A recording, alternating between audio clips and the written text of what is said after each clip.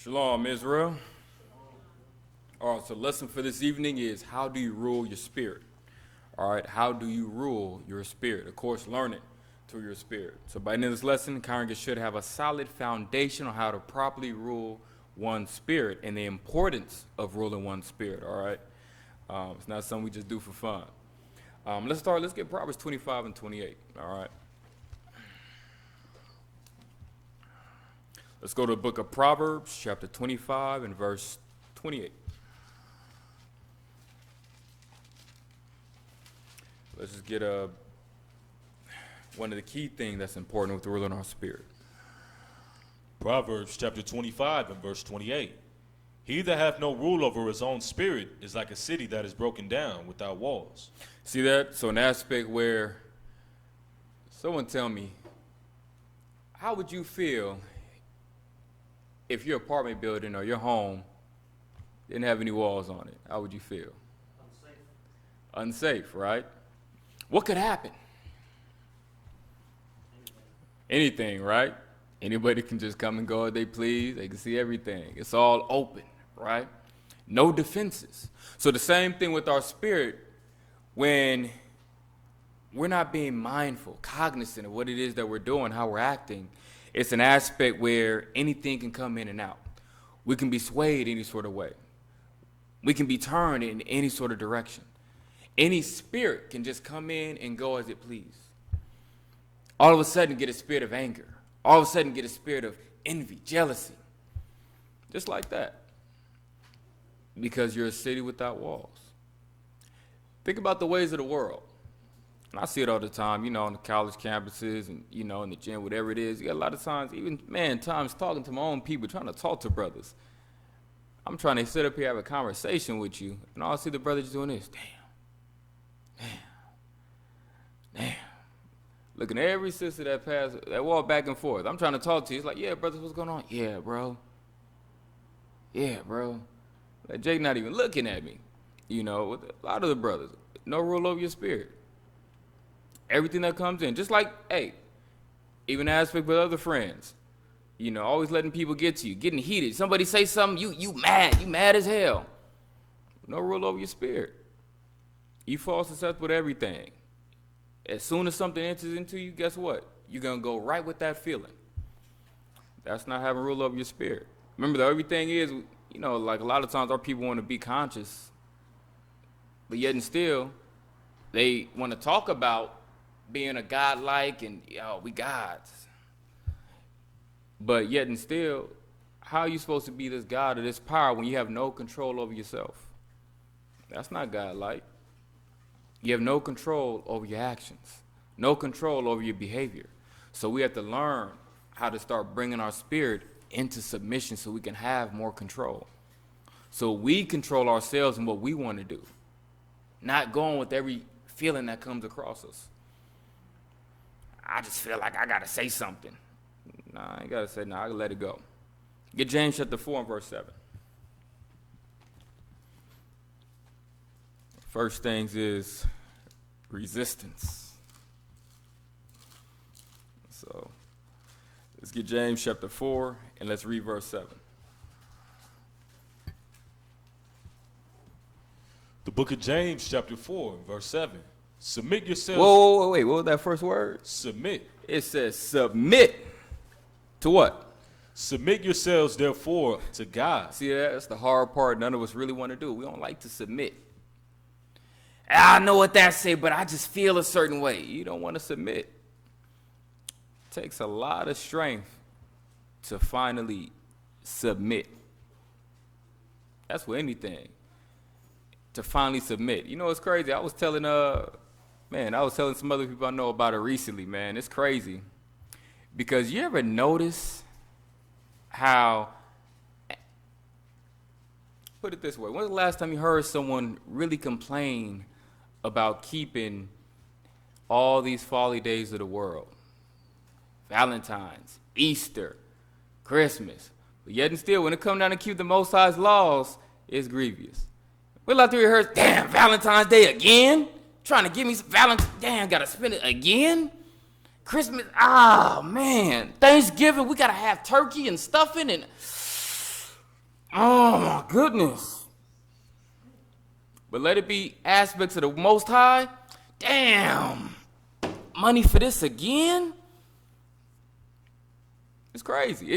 That just baffles me. Isn't that baffling? We complain so much about aspects of righteousness, like 10 times more than we complain about wickedness in the world. It's baffling. The ways of the world, it seems like everything is good. It's all right. We don't mind. But yet and still, when it comes down to submitting to the laws, the rules of the Most High, it's so grievous. It's such a problem. Doing the right thing is just such a problem. It's just so difficult. We're doing the wrong thing, we good. Last time I heard somebody going out, man, back in the day, not going to give the whole story, but back in the day, whether it's drug, whatever it is, things of that nature, it's like you don't complain, damn, drug run again. Got to make this money again. You don't really see that. But yet and still, come to the truth, try to keep the laws. Damn, I can't make money. Damn, I got to reject that job. Man, that job got to work on the set, man. But yet and still in the world, oh, Saturday, oh, I got that. No problem. I got Sunday off. But yet and still, it's like, damn, Saturday become that grievous to you. But read that again, verse 7. James chapter 4 and verse 7. Submit yourselves therefore to God. Resist the devil, and he will flee from you. See that? So the key thing is to resist aspects of temptation. And that's easier said than done. Because the aspect where we all have different levels. You ever see like stats of people, whether it be video game players, whatever it is, everybody has their own stats. Some people, their resistance level ain't as high, so you got to build it up. It says resist the devil and he'll do what? And he will flee from you. See that? He'll flee from you.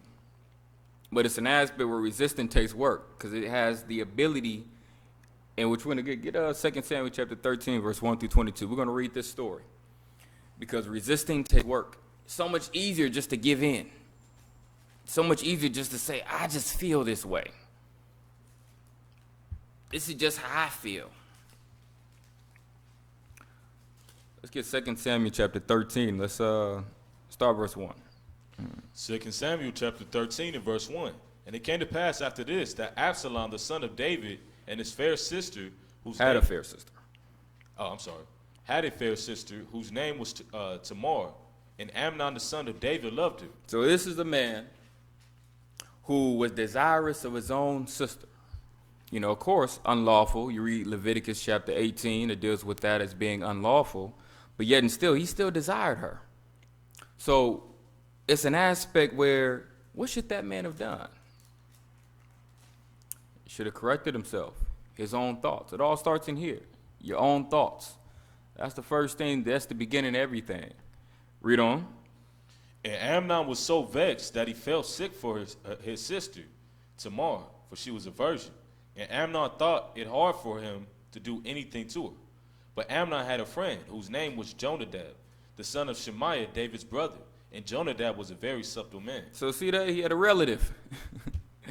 He had a relative who was his counselor, who was going to for advice, who was very subtle, meaning crafty in this regard. He was a very crafty man, as you see as we read on. This is the advice that he gave him. So here it is. He's going through something. Here he goes. Because that's the other thing. We be going through things. We having a hard time because we can't deal with it mentally, trying to fight it, trying to get past it. It's just too difficult. And then we got to talk to somebody, let them know, man, I'm struggling. I'm burning. I'm going through it. Which that's why the scripture always say, beware of a counselor. Know what need he has. Because an aspect where sometimes he may only counsel for himself. Or an aspect where be wise when going to a counselor, because not all have that aspect of wisdom, knowledge, and understanding. But read on. And he said unto him, Why art thou, being the king's son, lean from day to day? Wilt thou not tell me? And Amnon said unto him, I love Tamar, my brother's Absalom's sister. So let's see the counsel that this person gives him. Read on. And Jonadab said unto him, Lay thee down on thy bed and make thyself sick. And when thy father cometh to see thee, say unto him, I pray thee, let my sister Tamar come, and give me meat, and dress the meat in my sight, that I may see it, and eat it at her hand. So it's an aspect where this person is empowering him to sin. And that's a lot of times what also becomes a stumbling block for many of us, because we go to the wrong people for counsel. We go to the people who are going to tell us the very thing that we want to hear. Not that we need to hear, that we want to hear. And that's one of the problems too. You go to the wrong people. A lot of times we know who to go to for certain stuff. Yeah, I know they're going to have me back on this. They're going to support me. You know, even some of them ride or die friends, they always going to support you. You can rob a bank. They're going to be, he didn't do it. It wasn't his fault. He didn't know no better. It was hard. You paying his rent? Nope, I didn't think so. He needed to do it. So it's an aspect where you have them ride or die. It's an aspect where they'll tell you anything that they feel you want to hear, not necessarily the thing that you need to hear.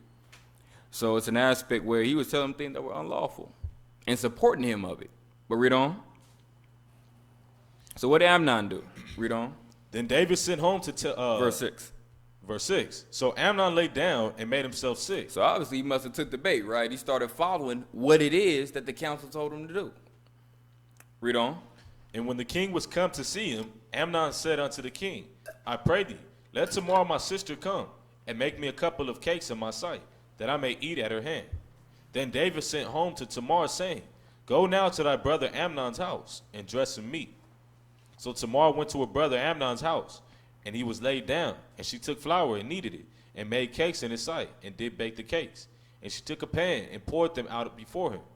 But he refused to eat. And Amnon said, Have all men from me? And they went out, every man from him. Right. So that's where she made it, just think, hey, I'm visiting my brother, minding my own business, doing, helping him out. He's sick.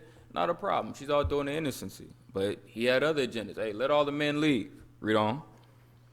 And Amnon said unto Tamar, Bring the meat into the chamber, that I may eat of thine hand. And Tamar took the cakes which she had made, and brought them into the chamber to Amnon her brother. And when she had brought them unto him to eat, he took hold of her and said, He grabbed her. Read on. And said unto her, Come lie with me, my sister. And she answered him, Nay, my brother, do not force me. See that? Don't force me. Don't rape me in that regard. So an aspect where she already knew the law. She said, no, this ain't supposed to be going down. Read on. For no such thing ought to be done in Israel. Do not thou this folly. See that? Read on. And I, whither shall I cause my shame to go? And as for thee, thou shalt be as one of the fools in Israel. See that? She even tried to reprove him. The aspect where you raped me, shoot. Now I'm not a virgin anymore. I'm not, virtuous in that regard. You took that from me, humbled me in that regard. And then as for you, you're going to be a fool in Israel. You just moving dumb. Read on. Now therefore I pray thee, speak unto the king, for he will not withhold me from thee. So now that's where her trying to say anything, because of course, an aspect where telling an aspect to the king, telling to your father, of course, he's not really going to give his son and his daughter over to marriage, but that's where that was something she was trying to do to hopefully free herself from the situation so she could get out of the situation and tell her father what was going on. So read on. Howbeit he would not hearken unto her voice, but being stronger than she, forced her and lay with her. Mm-hmm. Then Amnon hated her exceedingly, so that the hatred wherewith he hated her was greater than the love wherewith he had loved her. And Amnon said unto her, Arise, be gone. So in that aspect, where you see how that whole situation played out, it started mentally. He continued to entertain the thought. After continuing to entertain the thought, he was vexed, meaning it was very heavy. That thought comes in, that seed is planted, it starts becoming heavy. You keep dwelling on it. You keep thinking about it. It keeps affecting you. Then after a while, it gets so heavy, eventually, reach out. You tell somebody else. Go to the wrong person or someone who's not going to give you good counsel. Yeah, you know what? You should really do it. Just like maybe something else, whatever it is. People come from different backgrounds. It can happen with looking at a brother's wife. Shouldn't be looking at a brother's wife, but guess what? That can be you. Or some people maybe come from homosexual backgrounds. Man looking at another man, woman looking at another woman. Shouldn't be doing that, but that's what happens. You start getting vexed in spirit. Or it could be other aspects. Even jobs, finances start getting tight. Ooh. That job on the Sabbath, though. Damn. Nah, the Most High wouldn't want me to be homeless. I can't really, it's hard. I'm not really able to get the groceries. And, man, I'm in jeopardy of losing my car. And, the Most High wouldn't want me to lose my car because then I can't get to work, can't pick my kids up. Nah, that's too many problems. The Most High know my situation. My heart. Yeah, it's all right if I break the Sabbath. I mean, if I only break in 3, I at least got 1 off. I mean, we in captivity, right? I mean, it ain't 100, So, I mean, you get everything off, all feast days, everything, everything, all the time. That's what I'm saying. It's captivity. I mean, you got to do what you got to do. You start finding all sorts of excuses when it start getting tough. But notice when you're in right state of mind, you wouldn't even think about it. A lot of people, they ask them, hey, John, need you to break this up. You doing that? Nah, I can't do that. That's going against the Most High. But let all of a sudden finances start getting hard. Let you start losing a lot of money. Let things start happening. Let you start having to worry about some groceries. Let you get an eviction notice. Guess what? Now jobs start looking more and more appealing. Damn, bro. Hey, starting at $20 an hour. I need that. Damn, bro, you think Satan will bless me with a job like that? $20 an hour? Come on, bro. $20 an hour. Gotta be the Most High, And that's how we start rationalizing the situation. We start to justify the sin. As things get harder and harder, the more and more justification we'll do if we're not rooted in the scriptures. Get Proverbs 26 and 20. Let's go to Proverbs chapter 26 and verse 20.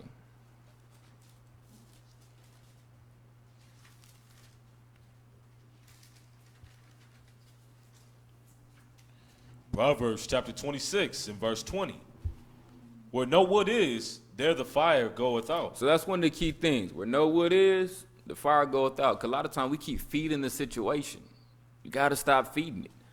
A lot of times, even as we're with friends, we still hanging out with a lot of the friends in the world who ain't no good. Still under those negative influences. They still in your ear. Why are you still with that person? Why are you still with him? Why are you still with her? What you doing dressing all these dresses on and all this stuff? Look at that. Dressing like you back in the 50s. What's wrong with you?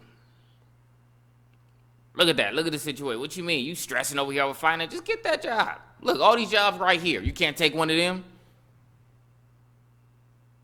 It's so hard. You gotta all this other stuff, you can't eat on the Sabbath and all this other stuff. And that's all they say. Always saying, can't eat on the Sabbath. Can't eat on the Sabbath. I mean, you stressing. Girl, just go in there and cook you something. Stop playing. And look, I'm going to cook you something. Here, eat it. Those are all things that we go through. But it's an aspect where it says, where no wood is, the fire goeth out. Get Galatians 5 and 17. A lot of times we're feeding the situation. Whether directly, we knowingly go to the people who are no good, or an aspect indirectly. We spend the time around it, we bring it up, situations come up, because they're going to ask.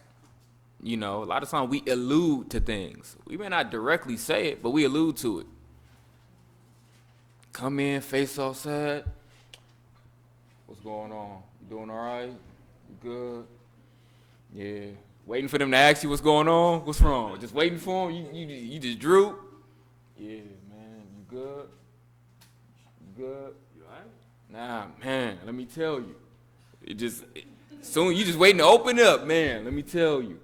Look, bro, so, and damn, and a lot of time, man, half the time it don't even be somebody that's keeping the laws. It be someone in the world. Your cousin, uncle, whoever, auntie, whoever it is. Man, it's hard. And it's hard. Nah, bro, it's hard right now. I'm going through it. It's I get it. We is going through it. Get Galatians 5 and 17. Galatians 5 and verse 17. For the flesh lusteth against the spirit, and the spirit against the flesh. And these are contrary the one to the other. The flesh and the spirit are always going to be battling each other. That's your biggest battle between what this flesh wants and what that inner spirit wants, that true spirit. That's always going to be your battle. Man, I know the words say this, but I just feel this way.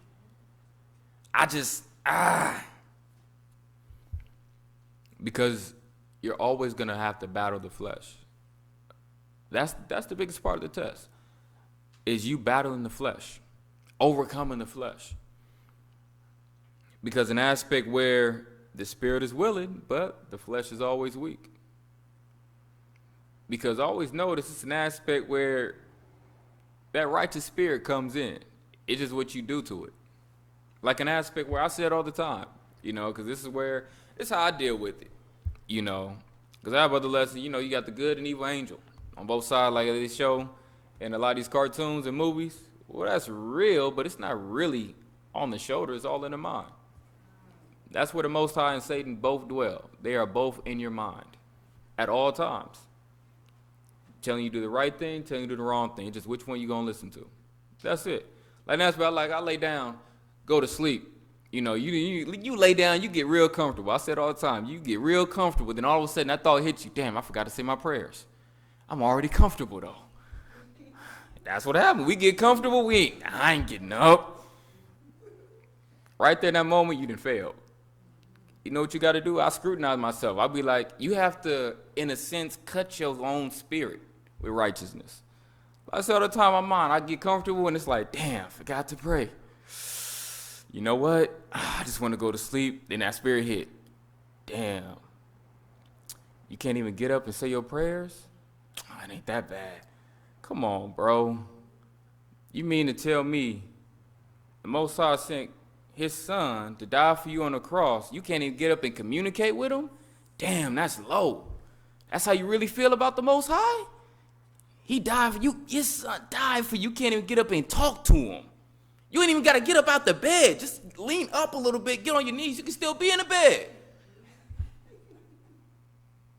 But for real, it's like, damn, you can still be in the bed. But yet and still, it's an aspect, but that's how you correct yourself. You got to really be on yourself in your head. It ain't just going to come to you like an aspect where, like I tell you, even the brother in the soldiers class, combat training, an aspect where the day don't start in the morning. It start at night. A lot of us wake up in the morning like, damn, what time it? Damn, trying to hurry up and get ready and I'm be late and, But how much preparing did you do the night before? Stayed up, watching TV. You saw what time it was. You looked at your phone. Damn, I got some more time. You wait too late. You start getting tired. Next thing you know, you just ready to go to sleep. And then you deal with all the hell in the morning. At some point in time, when does wisdom kick in and say, you know what, I've been doing the same thing, the same behavior, gambling with it. When do I say, you know what? Let me pass me your phone. I got this smartphone here. There's a calendar in here, and there's an alarm clock in here that if I just go in here, push a couple of buttons and set it, I can set it to where every day it wakes me up at the same time. And then I can set other reminders after that, need to be for 30 minutes after that, an hour after that, to make sure I get up. A lot of times we don't use smartphones for that. So, but it's there. Like I said, we got the smartphone, but not so smart people. That be us. I mean, we do it. But it's like, those are the things that we do. We have it. I had to get on myself this week because I was like, man, I got to start setting in more of my dates here. I got the calendar in my house. I look at it, but then sometimes that ain't good enough because sometimes, man, I didn't forgot about that. I didn't always look at that. It is in a centralized location, but sometimes that happens. But guess what? And I'll sum it up to this. This is what, at the end of the day, remember this for like the righteous, the perfect, the just mentality. A wise man or woman is one who sees his faults or his flaws, admits them, and corrects them. The fool is the one who sees the problem but does nothing about it. And the blind are the one that don't see the problem at all. And you got to ask yourself, which one are you? Every day, all the time, which one are you? It can always change. Which one are you going to be? Which one are you now? You the wise individual, you the fool, or you the blind? And a lot of us, we stuck in that foolish aspect. Yeah, I know I got to work on it. Pray for me. A lot of times we don't really want to change. And we don't really want to put in the work that it takes to change, which is the consistent and constant application. Like constantly staying on yourself. Like they always say, what would Christ do? You got to think about that like all the time, everything you do. Like, damn, in this situation, literally, what would Christ do?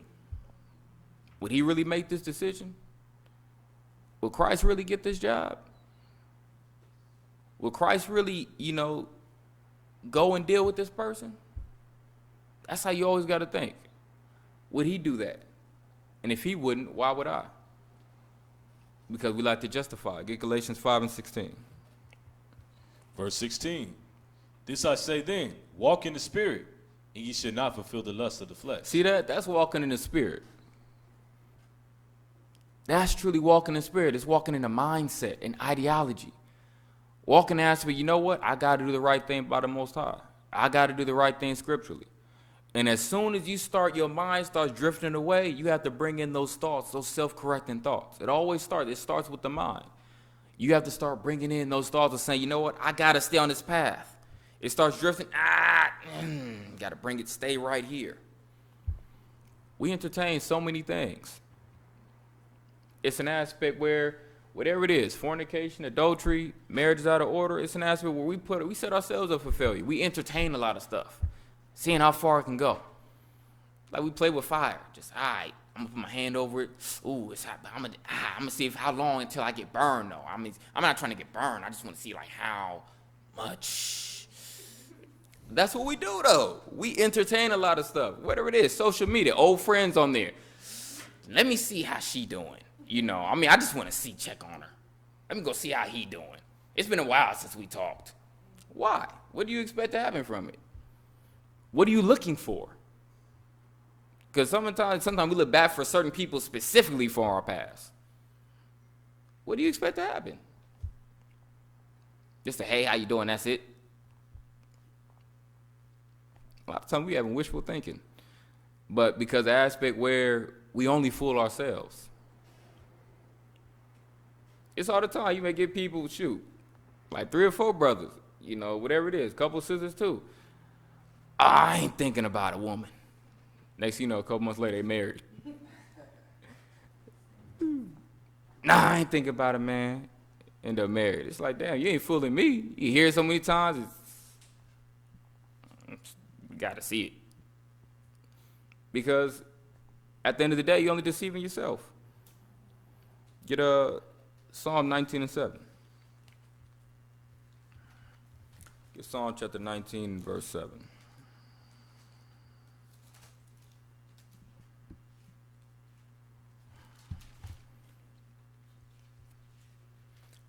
Let's get this law.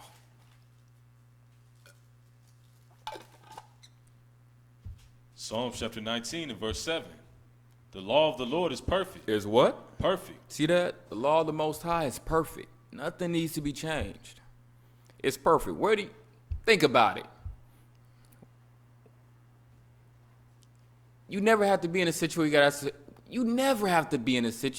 where you have to ask yourself, when is the Bible 2 gonna drop? Seriously. I said you never got to be in a situation where you got to ask yourself, when is the Bible 2 gonna drop? You ain't gonna see that. Everybody waiting on that, like movies and video games, waiting on, oh shoot, next one coming out. Man, can't wait for it. You ain't never got to wait on the Bible 2. Most High made it perfect. Ain't no amendments, ain't no other addition. It's perfect from the beginning. Ain't no 2 you got to wait for. This is it. This codex is complete. That's it. It's like that, the complete edition. That's it. So you got the complete edition. So because the aspect where the law of the Most High is perfect. These laws are perfect. We may not personally like it or agree, but it's an aspect where that asks yourself, are you then wiser than the Most High? Do you know more than the Most High? Because we treat the Bible like a bag of trail mix. I like that one. I don't like, You take that. I like this. Yeah, that one's good. That one's all right. But you keep that stuff. I'm eating this part. It don't work that way. Continue reading verse 7. Verse 7. The law of the Lord is perfect, converting the soul. See that? The law converts the soul. Where they do that at? Think about it. We can convert that. It's stuff you can convert your hairline and your haircut. You can do that. Like watch, go to the wrong barber, he's gonna convert your hairline. Watch.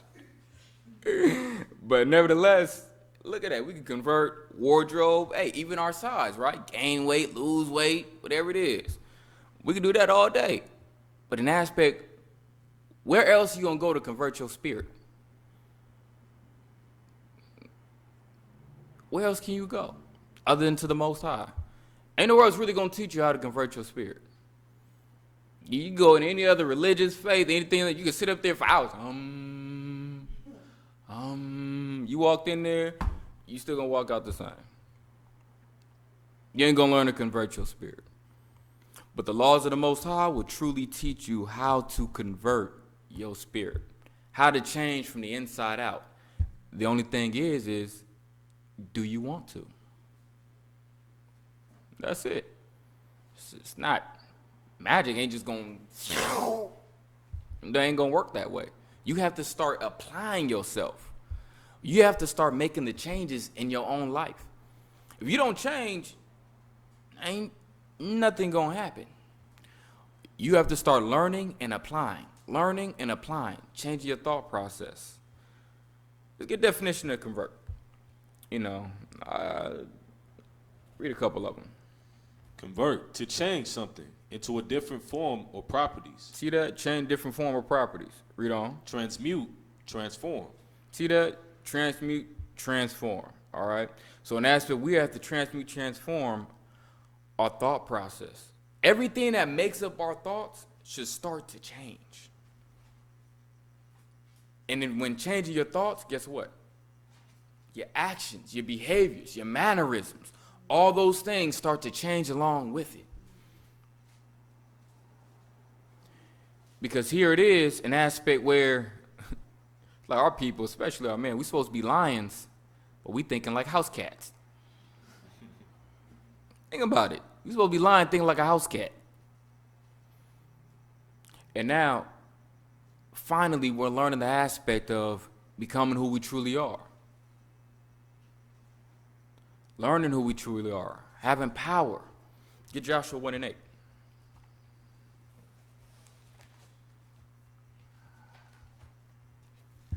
Go to the book of Joshua.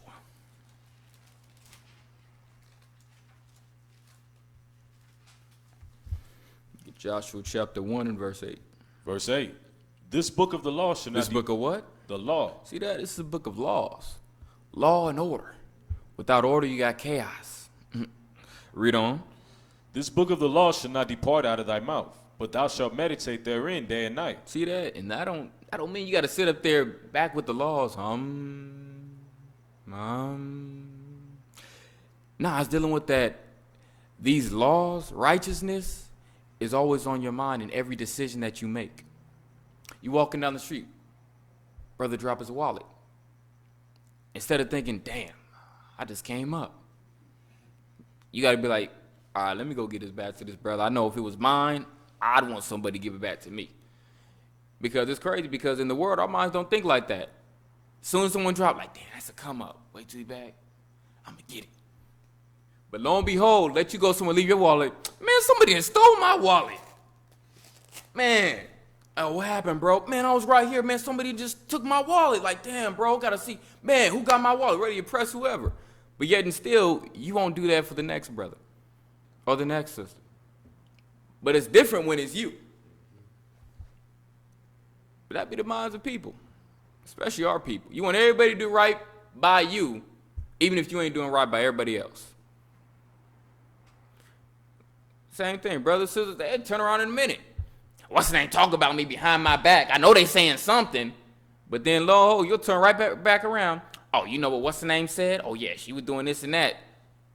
Hypocritical lifestyle. Don't want nobody saying nothing about you, but you go ahead, turn around and tell their business.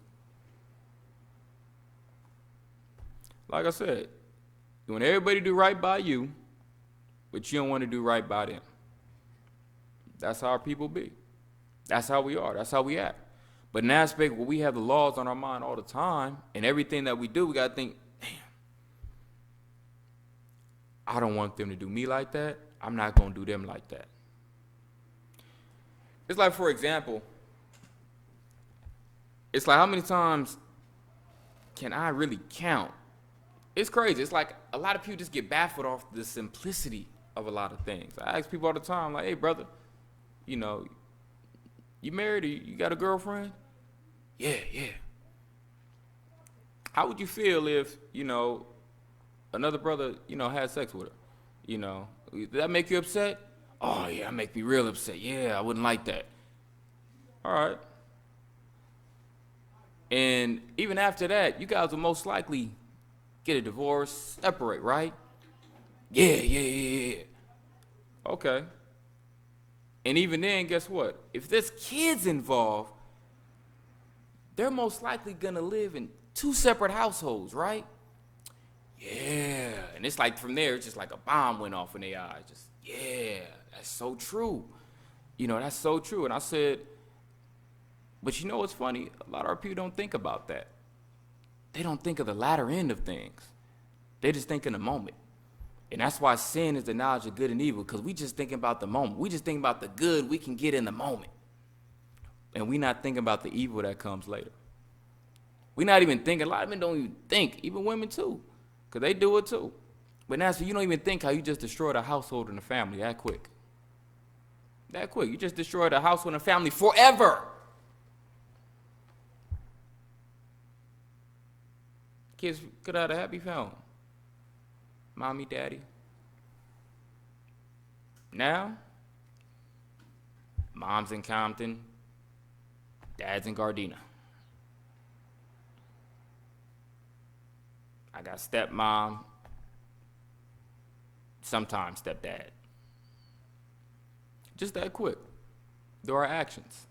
Not even weighing things in the balance. Like all the time, like we even when we think to steal, an aspect because we don't have, we're trying to take from someone else, not even knowing, understanding that person probably even has less than you.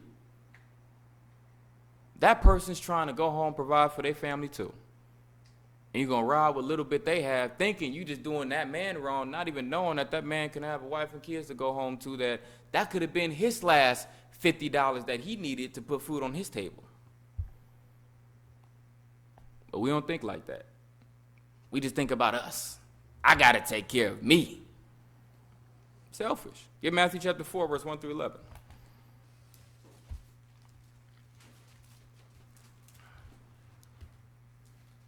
See how Christ dealt with it.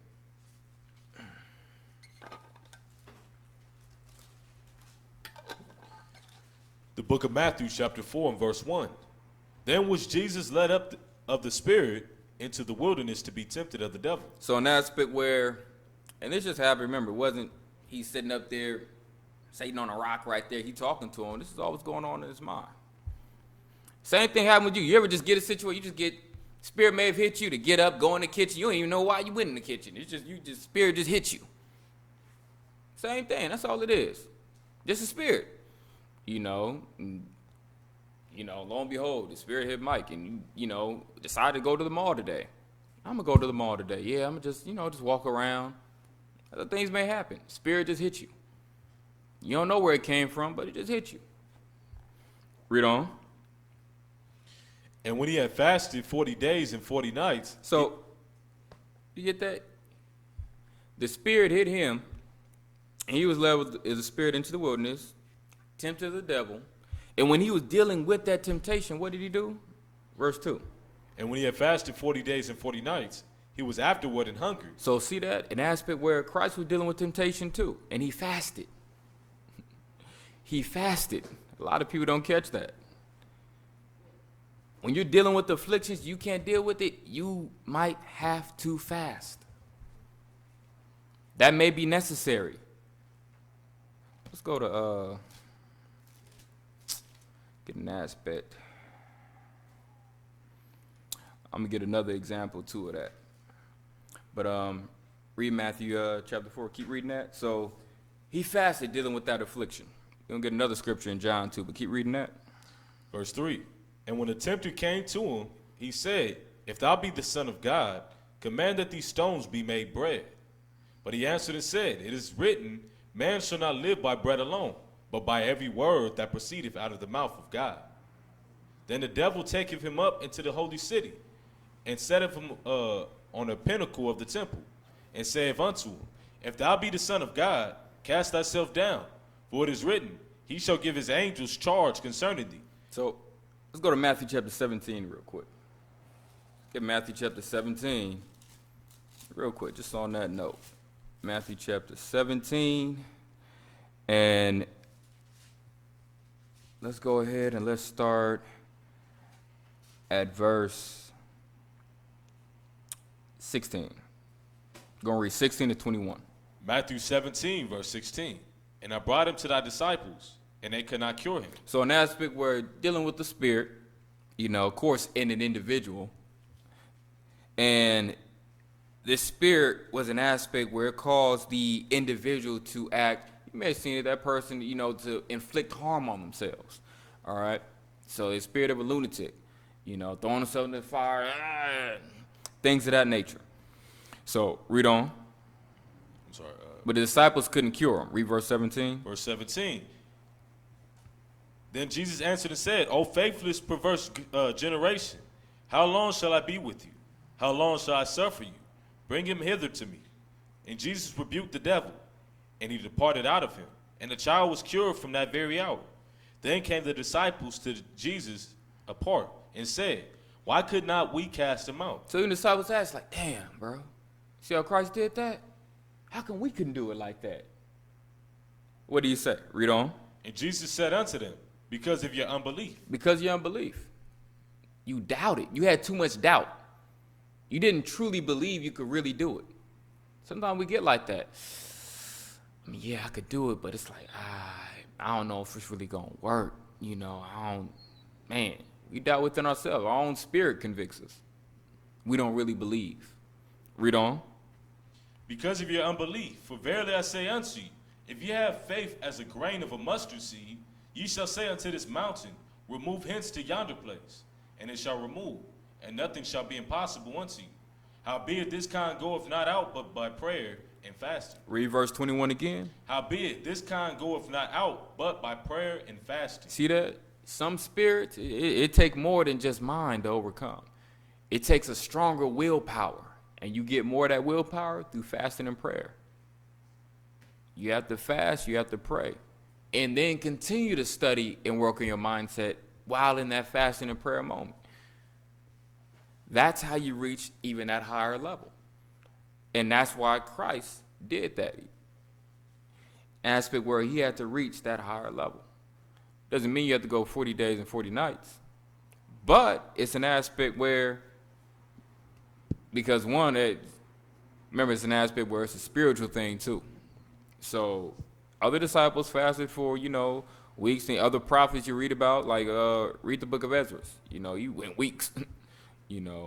So it's an aspect where still, you may only be able to do, starting off, you may only be able to do 8 hours, whatever it is. Maybe new for you, It's all right, do 8 hours the next time, build your faith, build your spirit. Let me try to go 24 now.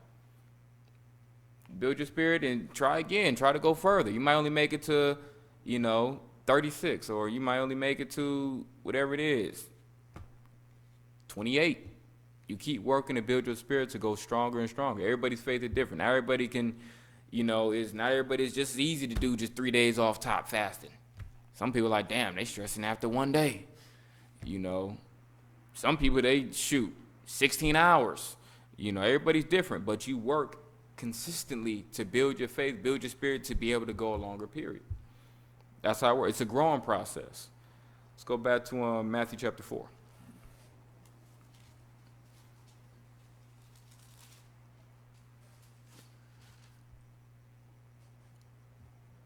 Matthew chapter 4 and verse 5.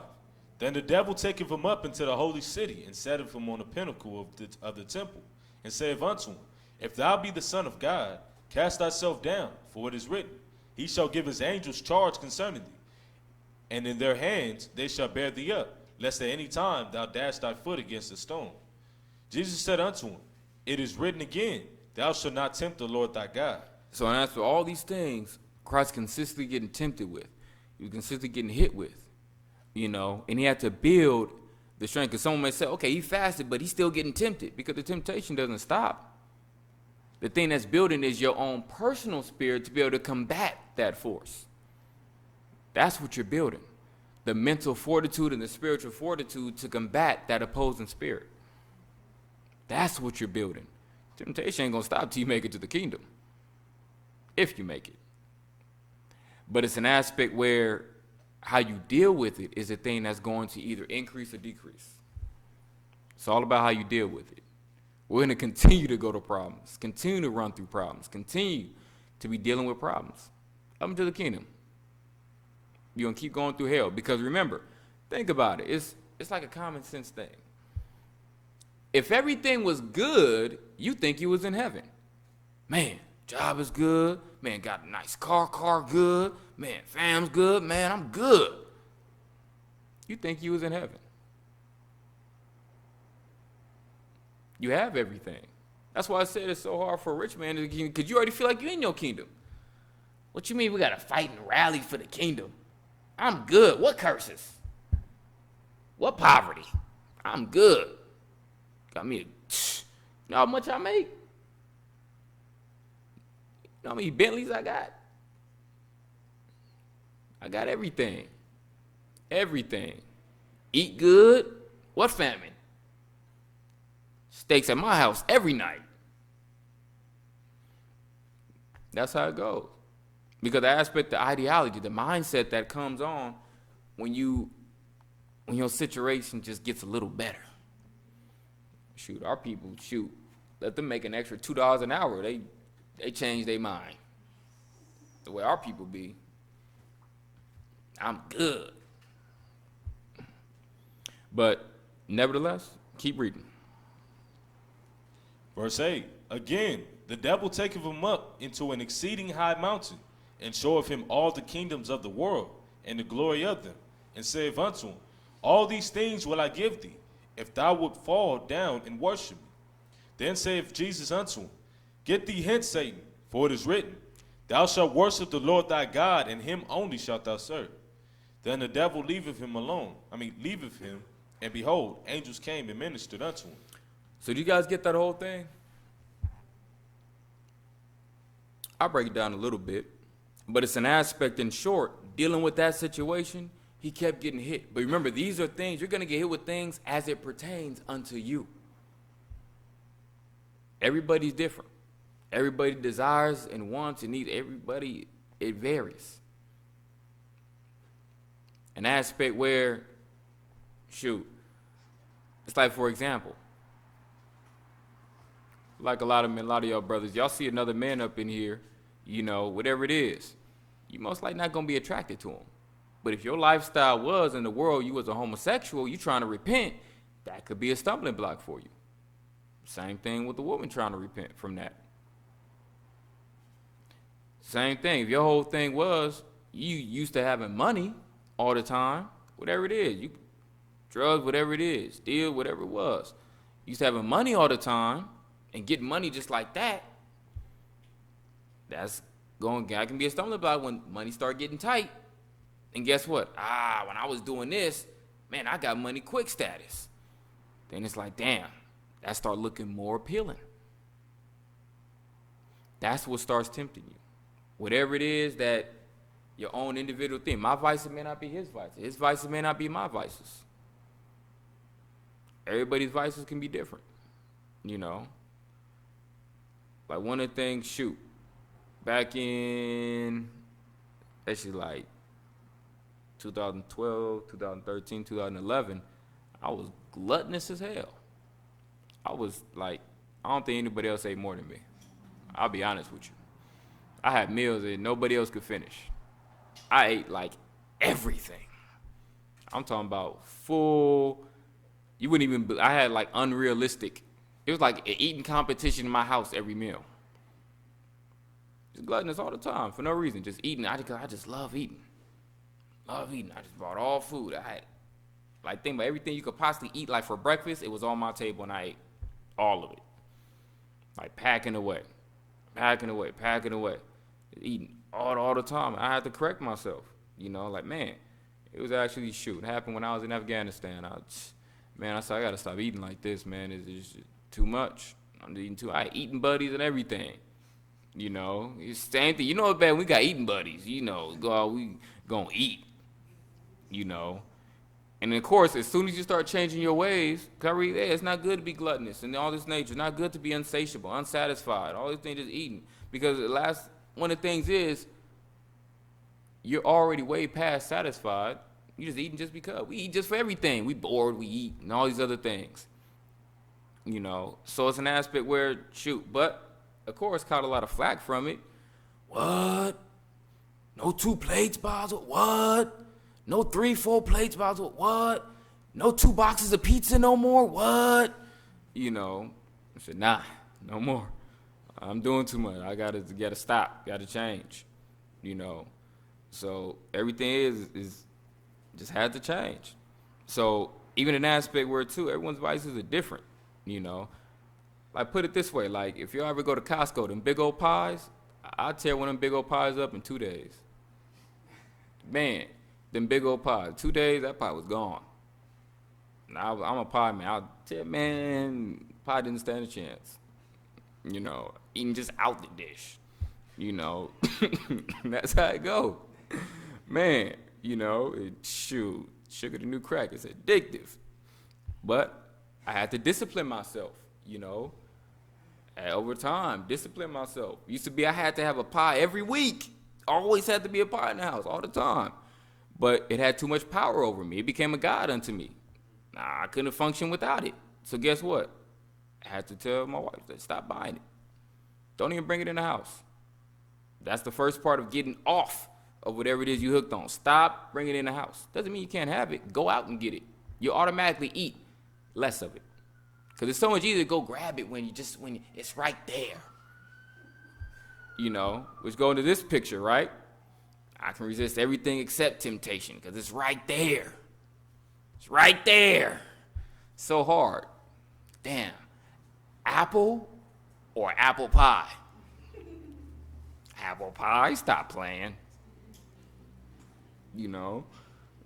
That's how it is. It's difficult. It's hard. Got to resist the thought. It's difficult. Doesn't mean you can't, it's not a sin. You can, eat dainty, no dainty things in the grave. We got to eat to live, but we shouldn't just be living to eat. But that may not be advice for you, but for some people like me, it was. Some of you still might be advice for you, But that was one of my vices, As an aspect, I got a few witnesses. Talked to Desaiwan, Kahan, Izar, asked, man, like the child down, throw it back. But nevertheless, it's all an aspect where your temptations are always going to be subject unto you. Unto whatever it is. It could be things from your past, even things from your deep past, whatever it is. That's what's always going to be your stumbling block. That's what's always going to be what it is catching you up. And aspect, remember, all these things were subject unto Christ. Remember, Christ was dealing with the aspect, well, you the Son of God, right? You got all power, right? Oh, this kingdom really yours, right? Those are all the things he was dealing with. Imagine that. You have the aspect where you have the power to do a lot of them. Imagine, like I said, a lot of our people, it'd be hard for our people to forgive each other, whatever it is, stepping on their shoes. Imagine if you really had the power. I could call Legion of Angels on you right now. They ready. They in the back. Say something else. Think about it. You got to really be humble, right? So that's power. He really had power, a lot of power. That's why it's all those things he was tempted. Oh, come on, Christ. You're supposed to be the man. Let you stub your toe. You can have angels that protect that one. So an aspect where hard to resist. Hard to resist. Get Matthew 26:41. That's why I said it's always easier said than done. The application is the hard part.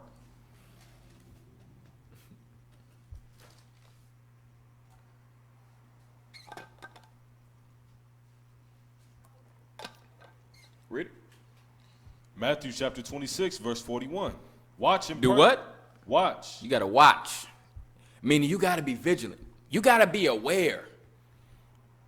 You can't get caught slipping. A lot of times we get caught unaware of a situation. We get caught slipping. We want to slip in a complacency.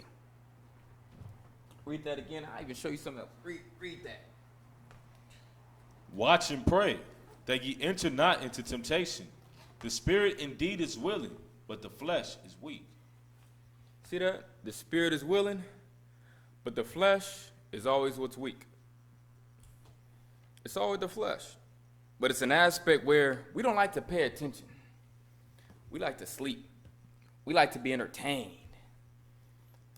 We don't like having to be vigilant.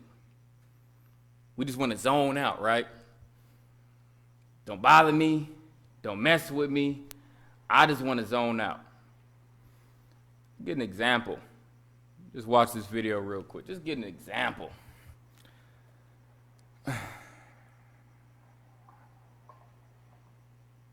My name is Jeff Warwick. I'm a filmmaker, and the truth is, subliminal messaging is real. So the truth about subliminal messaging is that since the late 50s, advertisers have really been trying to influence us on a subconscious level to get us to buy products. The key in subliminal advertising is to hide it so well that you cannot possibly see it unless you are really looking for it or you know what to look for. Subliminal messaging is everywhere. It's not just in advertising. I mean, it's in music, film and television. It's in politics, pop culture. You can choose to believe that advertising in general has no effect on you. But why would they spend billions and billions of dollars on it if it didn't work? If you have any question whether subliminal messaging exists, let me show you this. Here we have a Gilbey's London Dry Gin ad. But if you look carefully, the letters S, E, X. So here's a new Wendy's logo. And the message they're trying to convey here is home-cooked, fresh food. And how do you convey that best? By hiding mom. Just like good old home cooking. Here we have a traditional pack of Camel filters. Look a little closer. That is a penis. The advertisers know exactly what they're doing. It's very specific. It's there to get us to buy the product. If it even sells 1% and they're advertising to millions and millions of people, that's hundreds of thousands of dollars. My name is Jeff Warwick. I'm a filmmaker. And the truth is, subliminal messaging is real. And so is Satan. Thank you. So, nevertheless, it's an aspect where sin works the same way. It's always there. But if you're not paying attention, if you're not, read that from the top. Watch and pray. It says watch. If you're not watching, then guess what? It's going to sneak up on you like, where did this come from? Where did these seeds start getting planted? You won't even notice the seeds getting planted. Next thing you know, you got this big old tree. Where did this tree come from? How long it's been growing here? I never noticed it. Because you weren't looking for the signs. You weren't looking for the inception of the situation. That's a lot of times what happens. Read that from the top one more time. Watch and pray, that ye enter not into temptation. The spirit indeed is willing, but the flesh is weak. See that? The spirit is always willing, but it's the flesh that gets so weak. We be ready to tap out. It's like, man, I was dealing with the kids the other day, and I got on them with Tila and everything, you know, because the whole aspect where, I mean, we do it too, you know, as adults. I was telling them we do it as adults. But just the aspect where everybody watching the time for that break, but don't nobody really be trying to watch time to hurry up and get back.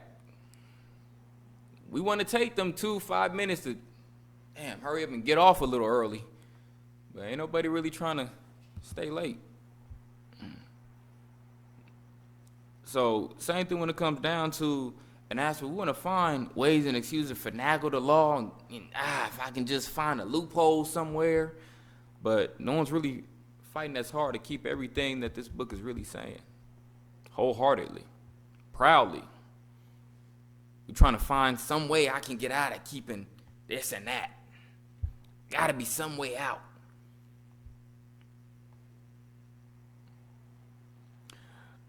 But we can't be like that. You know, that's the mindset that already starts getting you to fall off. Because lo and behold, let you find a teaching that coincides with how it is that you feel that you felt the Bible was speaking against, or someone else was saying that was wrong. Oh, you mean that's all right? I can do that? That's good? Oh, I'm good now. You justified. That's why I say it all the time. Hey, whatever it is you believe, there's a camp out there that teaches it. Whatever it is you believe, there's a camp out there that will coincide and back it up. Why? Because that's how a lot of the splits ended up.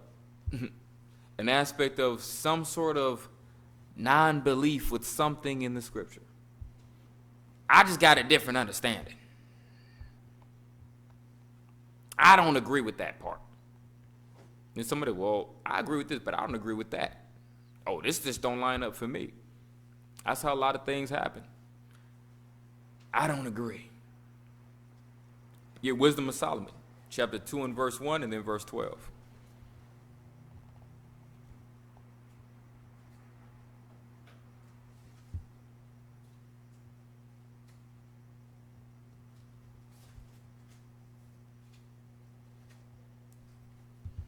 The book of Wisdom of Solomon, chapter 2 and verse 1. So this is what the ungodly said. For the ungodly said, reasoning with themselves, but not aright. Oh, you know what? Let's go to my favorite. Get hold that. We're coming right back to that. Get Ecclesiasticus. Coming right back to that. Let's add more effects to this. All right. Can't add more visual effects, so I got to add more spiritual effect to it. All right. Let's get to Sirach chapter 27 and verse 5. Real quick. Sirach chapter 27 and verse 5. The furnace proveth the potter's vessel, so the trial of man is in his reasoning. Right. So now that's where the furnace proved the potter's vessel. I don't know if any of you guys out there, I took ceramics, pottery, and kind of goes back to it, but even in school, I always made food, all right? I'm not even going to lie to you. I made strawberries, pizza, ice cream, like I shaped it and everything. I always made food, but, you know, another family member got all the ceramic stuff I made. You know, at one point in time, I'll go back, see if you still got them, so I'll take pictures of them. But I made food. But nevertheless, I told you, I've been a fat boy for a long time. But the whole thing is that when a potter makes a vessel, he has to make sure he takes his time in crafting and molding it. Otherwise, if it has, you know, if he doesn't do it right and form it right, it develops air pockets, and when it's put under that heat, it's going to burst. Long story short. So that's the significance of that first part, because it's an aspect where it's going to fail at the end of the day under pressure, under that heat. So, and that's actually what happened to one thing I was trying to do, quick status. You know, back then it was a snowman I was trying to make. I made a snowman. I was trying to hurry up, get it in for Christmas, you know, and then all of a sudden, man, put it in there, man, it burst. You know, the one thing I tried to make, quick status. But all my food products, they all made it, but not the snowman. My food made it, though. Ooh, real talk. I got to show y'all one day. But nevertheless, so it says, so the trial of man is in his reason. Your trial, your fiery trial to prove you is in your reasoning. Y'all still don't get it. Look, let's look it up. Get trial. Let's get the definition of trial. Can someone get it? My phone's being used for the conference line. Somebody get the definition of trial, and someone else get the definition of reasoning.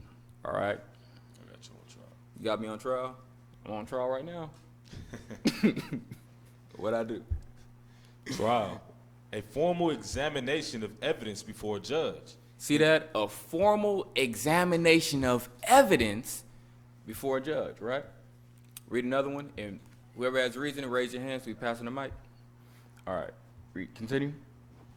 And typically before a jury, in order to decide guilt in a case of criminal. Ooh, in order to civil. decide what?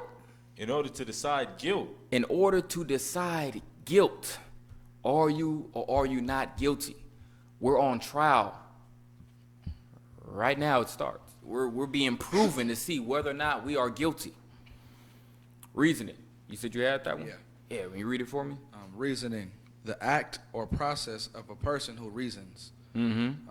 the process of forming Ooh. conclusions, Ooh. judgments, E. or inferences from facts or premises. See that?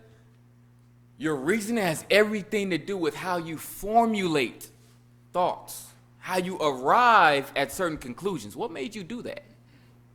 That's your reasoning. Let's go back to where we were. Go back to Wisdom of Solomon, chapter 2. And let's read that again. Wisdom of Solomon, chapter 2 and verse 1.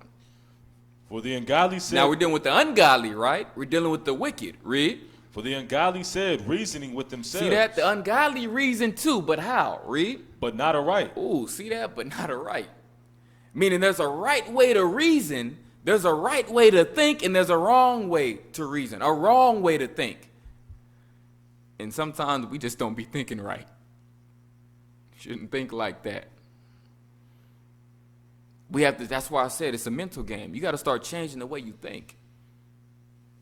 And that's what's going to help change your actions. Read it again. I'm going to read that.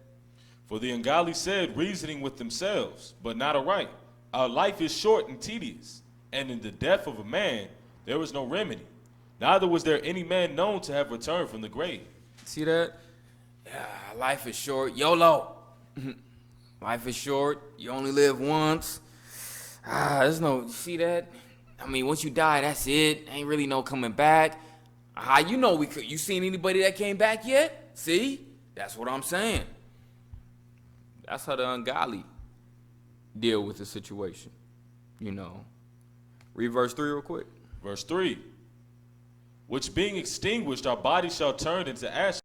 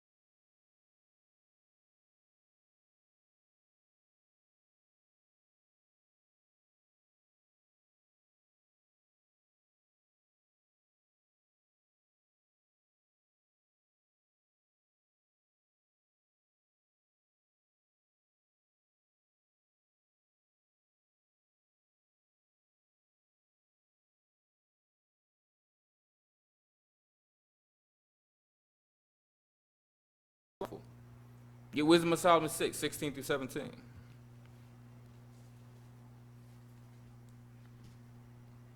Wisdom of Solomon chapter 6, verse 16 through 17. Verse 16. For she goeth about seeking such as are worthy of her, showeth herself favorably unto them in the ways, and meeteth them in every thought. See that? Dealing with the aspect of righteousness, dealing with wisdom, dealing with the laws. When you keep meditating on righteousness, meditating on wisdom, it's going to be there with you. Read on. Verse 17. For the very true beginning of her is the desire of discipline, and the care of discipline is love. See that? You have to desire discipline. It's a pattern. When the aspect of wisdom, knowledge, understanding, righteousness, you want that to be in your thoughts, you have to desire discipline. And to have that desire discipline is to have that love and care for the Most High. Because that's what true love is. True love is having that care and desire for the Most High. That's where it starts. Get Deuteronomy chapter 5, verse 32.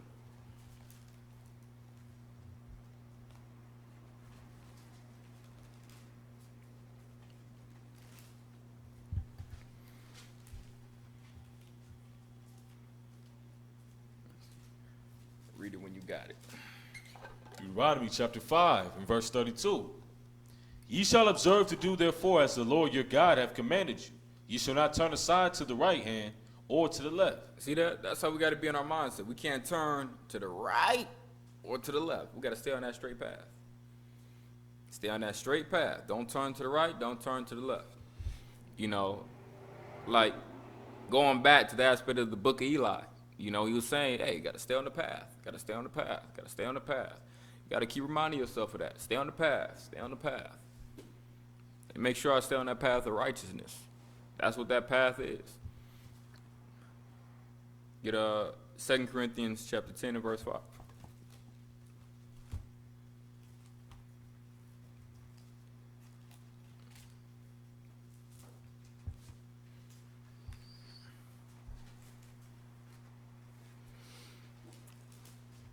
Staying on that path of righteousness. The book of 2 Corinthians chapter 10 and verse 5. Casting down imaginations. Casting down what? Imaginations. See that? Casting down casting down those thoughts. That's all the thought is, an imagination. Something an image in your mind that you're portraying and dwelling about. That's all it is. Got to use your imagination. Those images in your mind, those pictures, those thoughts.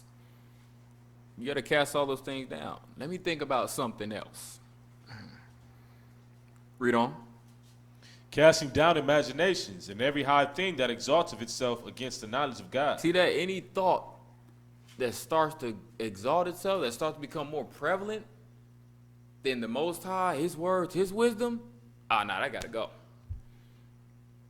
Read on.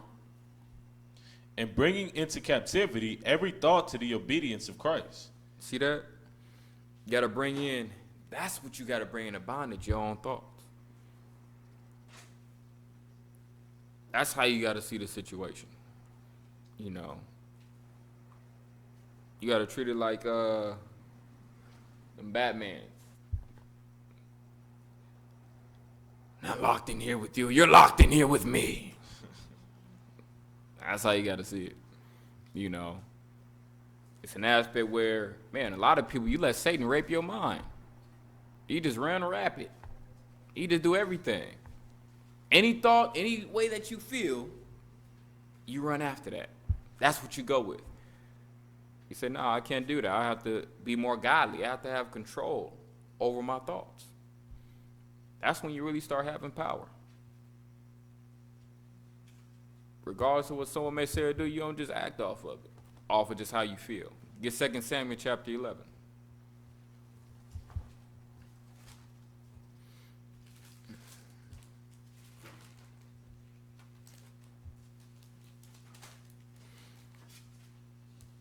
No, we're gonna read verse 1 through 5.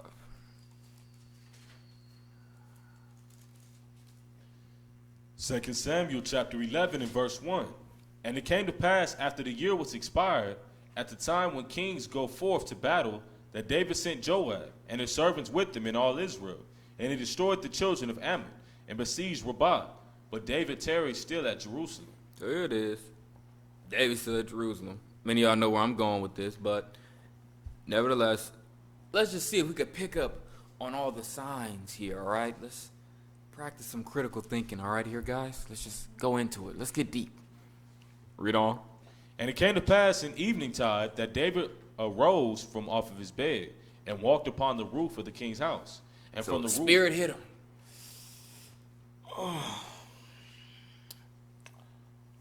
He walking.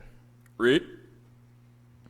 and walked upon the roof of the king's house. And from the roof he saw a woman washing herself, and the woman was very beautiful to look upon. And David sent and inquired after the woman.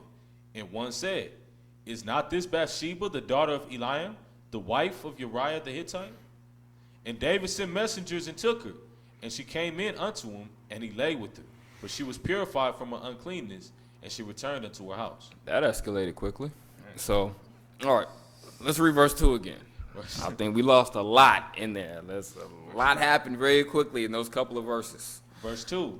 And it came to pass in an eventide that David arose from off of his bed, and walked upon the roof of the king's house. So the Spirit hit him. He's walking upon the roof of his house. Remember, the king has a very large house. So he's up pretty high.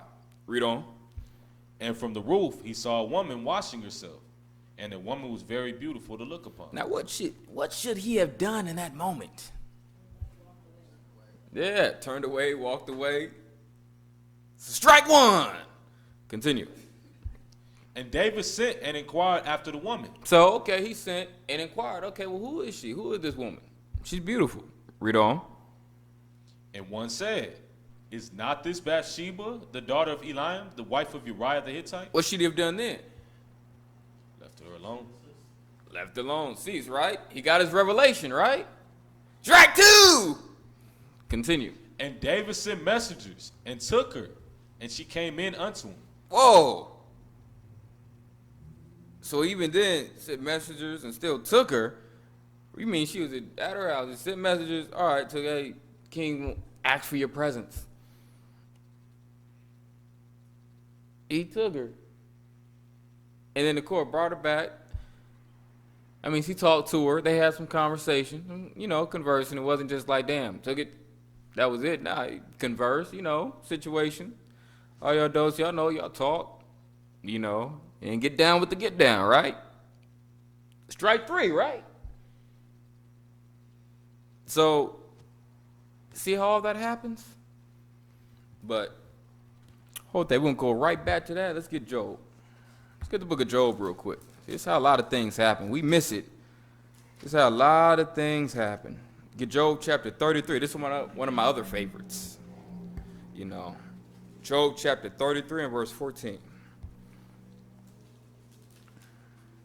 We're coming right back to 2 Samuel. Job 33 and 14. Read that when you got it. Job chapter 33 in verse 14. 14. There we go. For God speaketh once, yea, twice, yet man perceiveth it not. See that? The Most High is always talking, but are you listening? That's the question. It said the Most High, he speaketh once, yet twice, man perceiveth not. How many of y'all seen The Pursuit of Happiness? Seen that movie? Man, remember the part where, he's up there talking to his son. His son said, he wanted to tell him a joke, tell him a story. Told him one about, sailed out to sea and, he's stranded and he's, boat comes by and goes, oh, help me. Boat comes by and tells him, oh, we'll help you. And he's like, oh, no, God will help me. And another one boat comes by and it's like, oh, help me. And it's like, oh, no, God will help me. It's okay, And then another one, finally he drowns and he gets to heaven, and he's like, God, how come you didn't help me? And I sent you 2 big boats, you big dummy. That'd be us. Because in aspect, we be waiting. A lot of the time, our people be waiting for like just this bright light to just come out the sky and just tell you. Nah. A lot of times, Most High just be telling you through another brother or sister telling you. That's how he moves. Remember, the aspects where the Most High's prophets are still here today. So it's an aspect where shoot, it could be a stranger off the street that might tell you the right thing to do. You never know. But it's an aspect where that's why the Spirit and the scriptures say what they say. Read it again, 14. Verse 14. For God speaketh once, yea, twice, yet man perceiveth not. See that? The Most High is talking, but you're not seeing it. You're not perceiving it. A lot of time because at the end of the day, it's not lining up with what you particularly may want anyway. But it's an aspect where the Most High is still talking, but you're not trying to listen. Because it's not what you want to hear. It's not in your favor. So an aspect where, yeah, the Most High was talking today. Many times. But he ignored it. Ignored all the roadblocks. And it's an aspect, I say it all the time too. At least this is how I liken it to. And that's what a lot of times, a lot of situations, it's like, okay, you guys ever drive down the street, you always see them orange cones, right? Can them orange cones stop your vehicle? Nah. It is a guide. Your vehicle, especially, you got to go right through them cones. Now, what about them concrete barriers? Can them stop you? Yeah, them can stop you. Them got some stopping force, right? You ain't gonna play with them. Nah, I'm good. I ain't gonna rub against them the wrong way. Mess my car up. Well, guess what? The only one that's really a concrete barrier is you. You're your own concrete barrier. Everyone else is a cone. Everybody else around you is a cone. You are your own concrete barrier. Only you can prevent forest fires. It's only you. I say it all the time. Only you are the concrete barrier. Everyone else is a cone. I say it all the time. I tell me all the time. What's stopping? I say all the time. Like, even time, what's stopping? Like, tell my wife all the time. What's stopping you from committing adultery? I'm not with you 24/7. Yeah, I live with you. I'm not with you. You say you're going to the store, believe you're going to the store. Say you're going to work, believe you're going to work. Like me, what stopped me from committing adultery? Ain't nobody, you with me all the time? There it is. You chained to me? Nope. You got somebody chained to you? No. You got somebody with you 24/7? See? Anybody else? All right? Everybody else is only a cone. Only you are the concrete barrier. Only you can prevent forest fires. No one else can in your life. So it always has the end all be all is always going to be with you. You have that power to resist or give in. It's all a matter of what you're going to choose to do. Get Acts 17 and 11. Oh, I'm sorry. Any questions pertaining to what we've gone over so far? You good? Go ahead, sis. Oh, the mic. The spiritual mic. Go ahead. I wanted to know what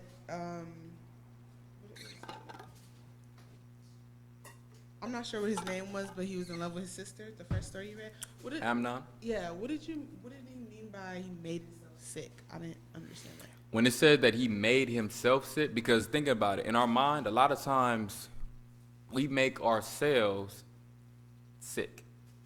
How do we make ourselves sick? In two ways. An aspect where when we continue to dwell on things, it starts to eat more and more at us.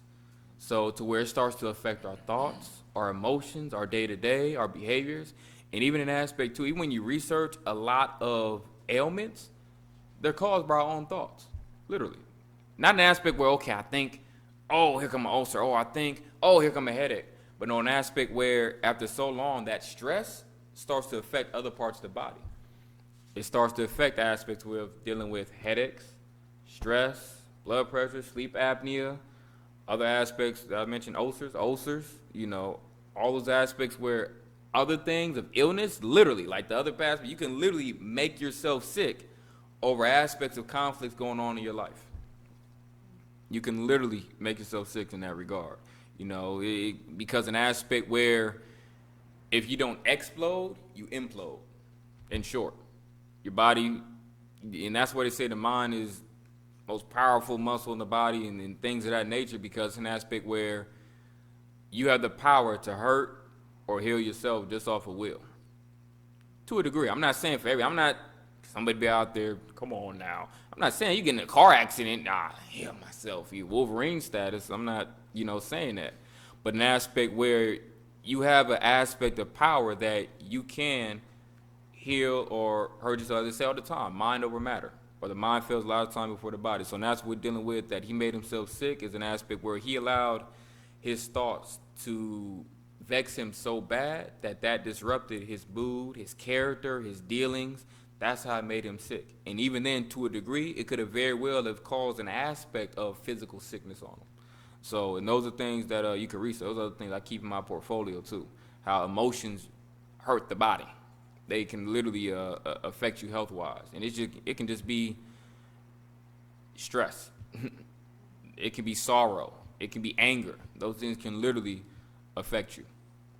So and those are things, for anyone, you can do more research on your own. But those are things I keep a plethora of things in my portfolio that deal with, aspects of those things that it'll astonish you of how much the mind does have power over the body, both to will and not to will. So, but that's more so. Answer your question? Yeah. Okay. So, but let's get Acts 17 and 11.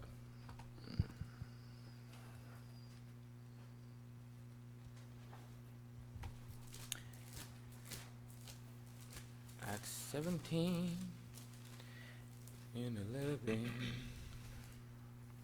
The book of Acts, chapter 17 and verse 11. These were more noble than those in Thessalonica, Why? in that they received the word with all readiness of mind. See that? A lot of times we don't receive the word with readiness of mind, ready to apply it, ready to live and learn it. A lot of times it can be grudgingly. I wasn't quite trying to hear that. That's why a lot of times why we avoid talking to certain people, because we know they're going to tell us the right thing to do, and we're not trying to hear that. I'm not trying to hear the right thing to do. I just want to do me right now. Read on. And search the scriptures daily. How often? Daily. See that? Daily.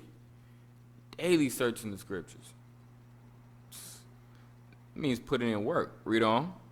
Whether those things were so. See that? Looking for answers. That's what you got to do. And it's an aspect of your faith. Get Psalms 86 and 11.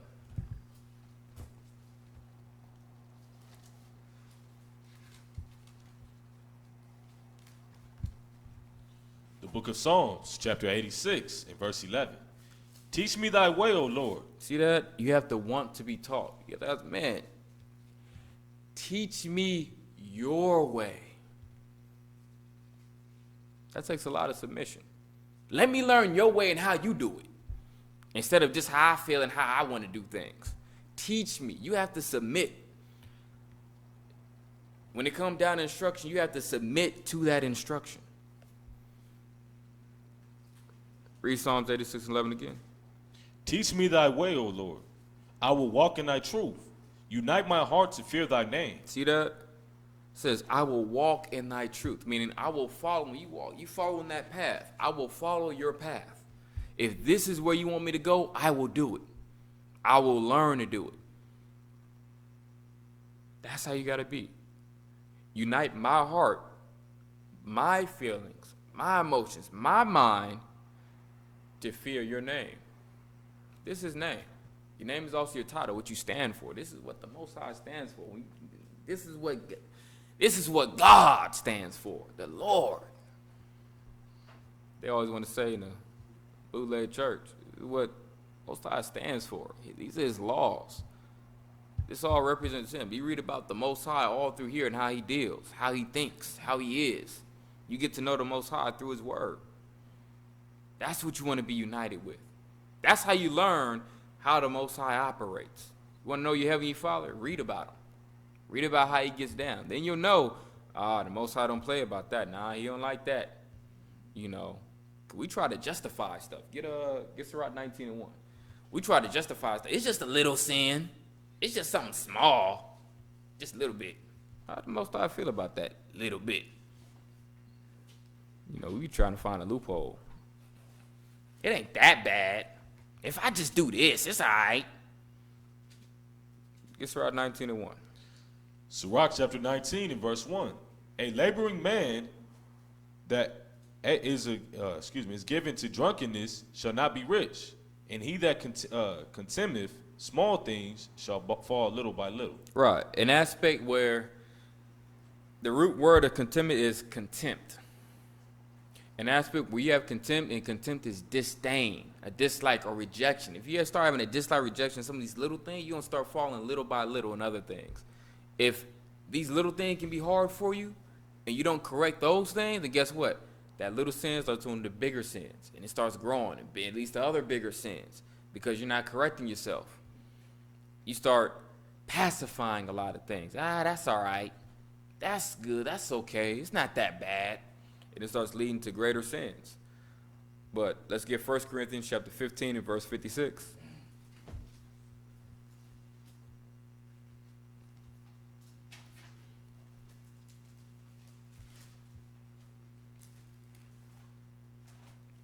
Let's get 1 Corinthians chapter 15 and verse 56. 1 Corinthians chapter 15, verse 56. The sting of death is sin. See that? The sting of death is sin. Like this beef, for example. All right, see that? It's stinger. Ooh, that's sin. See that? Sting of death is sin. All right, read on. The sting of death is sin, and the strength of sin is the law. See that? But the strength to fight sin or combat sin is always going to be in the laws.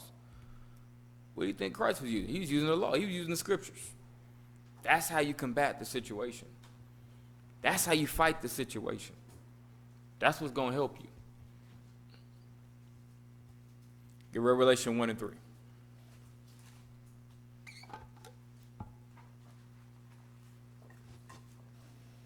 The book of Revelations chapter 1, verse 3.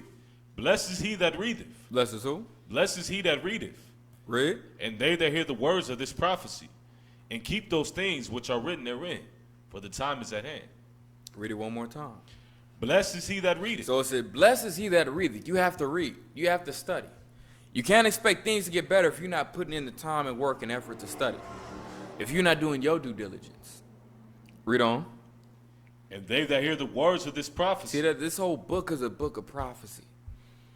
It's a book of laws, history, and prophecy. That's what your Bible is that you read. Laws, history, and prophecy. You have to hear these prophecies and read on. And keep those things which are written therein. See that? You got to keep these things which are written therein. Why? For the time is at hand. What time is that? Read verse 1. Verse 1. The revelation of Jesus Christ, which God gave unto him, to show unto his servants things which must shortly come to pass. See that? The things that must surely come to pass, the time for all the things at hand, the time for all these probably time even to receive our kingdom is at hand, and the time for this world to be judged is at hand. But it's an aspect of what end is it going to be unto you? Yeah, Israel's getting the kingdom, but does that mean that you going to be in it? Depending on what you do. Get James chapter 1, verse 12 through 16.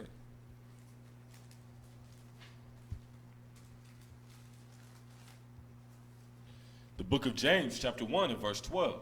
Blessed is the man that endureth temptation. Why? For when he is tried, he shall receive the crown of life. See that? It said, blessed is the man or woman that endure temptation, because an aspect, there's a reward for all of it. You're not just doing it in vain. You're not just doing it for nothing. You know, there's multiple rewards in it. You have an aspect where you grow, because an aspect where you're not just susceptible to just how you feel and what just comes to mind. You have restraint over your own spirit. Then it benefits your people, which benefits your nation. Because where if you just do how you feel, that hurts your nation. That hurts your people. It hurts yourself. Hurts your brother. Because going back to just like I was saying with the aspect of adultery, things of that nature, that goes back to the same mindset of now, take it, brother does sleep, you know, with your wife, things of that nature. That's going to cause you to resent your own people. A lot of times, and guess what, how it happens? Man, you know, I don't like hanging out. Nah, black people like that, man, always do me wrong. Can't stand Latinos, whatever, they always doing me wrong. You know, it's always my own people, always them. See that? I ain't got no problem with the white man. He ain't done me. He ain't slept with my wife. I ain't got no problem with the Korean man. He ain't slept with my wife. He ain't shoot me down in the streets. He good. And that's what happened too. Start changing your minds. The other nations start seeming like angels compared to your people. Because it's always your people doing you wrong. Always your people doing you wrong. And then that's where the hatred of your people come in. Black man don't want to be with a black woman no more. Latino man don't want to be a Latino woman no more. Latino woman don't want to be a Latino man anymore. Black woman don't want to be a black man no more. You rather be with the heathen, rather be with the Asian, rather be with the Arab, rather be with the Edomite, because they don't seem like they doing you wrong like that. It's always your own people doing you wrong. You know, just read an article the other day. The MS-13 taking over the schools and things of that nature. Large gang taking over schools and things of that nature. They're always complaining, aspect where, and getting a lot of the same, because a lot of the same gang oppressing their own people, things of that nature, not just in, you know, places of Mexico, you know, aspect all over the U.S. too. They're actually, get the term for it, I want to say trans-international, but the first gang to become trans-international. And so, whereas they're a problem in different states and different countries. So you had other gangs trying to come together to take them down. But in an aspect where they're oppressing their own people, though. So you got even other Salvadorans saying, I don't like Salvadorians. There's all this other stuff. But intertribal warfare, our people hate our own people. Because we oppress our own people. Your own people.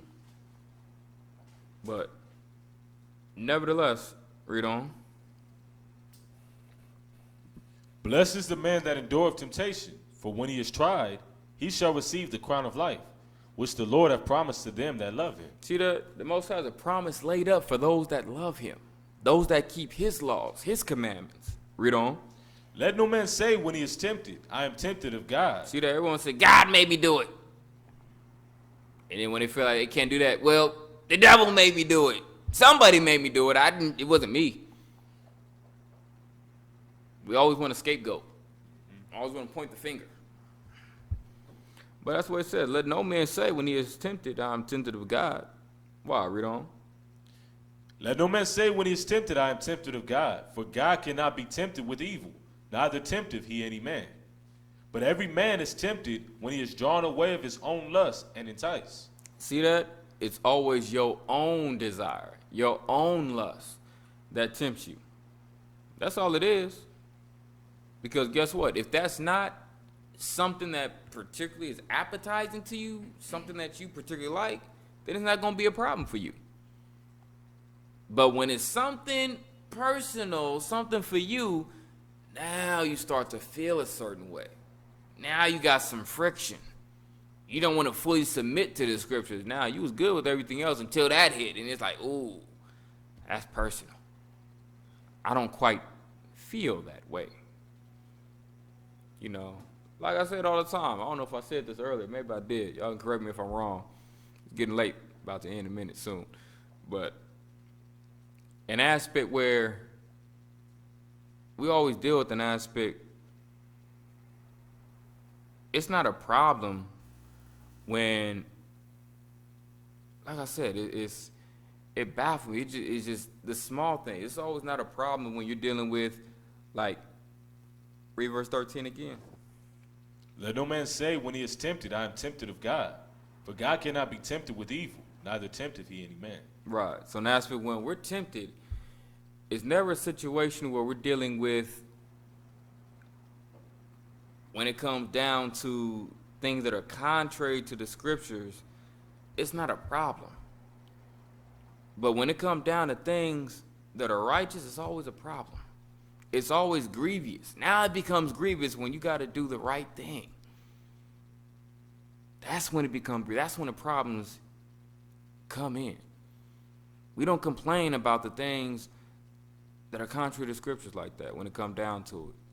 We don't have a problem with that. But as soon as it comes down on us, now it's a problem. I know I mentioned that earlier, but it baffles me. Because those things are not a problem, but yet and still this is. And it shouldn't be that way.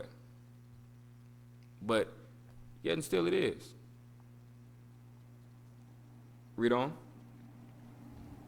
But every man is tempted when he is drawn away of his own lust and enticed. See that? You're always drawn away from your own desires. That's what's always going to be your downfall. Your own desires are what's going to be your own downfall. Read on. Then when lust have conceived, it bringeth forth sin. And sin, when it is finished, bringeth forth death. So you see that? That desire is what's going to end up bringing forth sin or causing you to sin because of your own desires. And then depending on what that sin is, that's going to lead to your ultimate death. Need it be physically now or spiritually later. Or both. You die spiritually now, then you most I may put you to death physically. And you got to be put to death again later for that second death. But yet and still, it's always because of the aspect of our own thoughts, feelings, and emotions. Get 1 Corinthians 10 and 13.